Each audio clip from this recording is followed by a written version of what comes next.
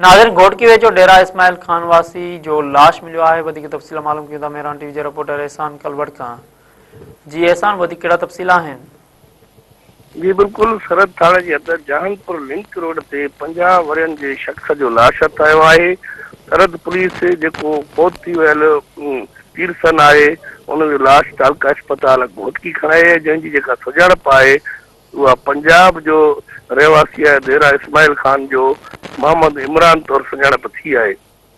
Police जो इहो चवणु आहे त हीउ जेको शख़्स आहे उहो रोड ते पयल हो, जंहिंजो लाश ॻोठाणनि जे इतलाह ते पुलिस पहुची करे पीरसन लाश तालका अस्पताल घोटकी खणाए। बाक़ी वाक़े जो कारण आहे उहो अञा ताईं मालूम न थी सघियो आहे त हीउ शख़्स पंजाब खां घोटकी ज़िले में जहानपुर लिंक रोड ते कीअं पहुतो, कंहिं हादसे में फौत थियो आहे या कंहिं हुनखे क़तल करे ते उछलायो आहे। वधीक मामले जी पुलिस पारां जांच जारी आहे। जी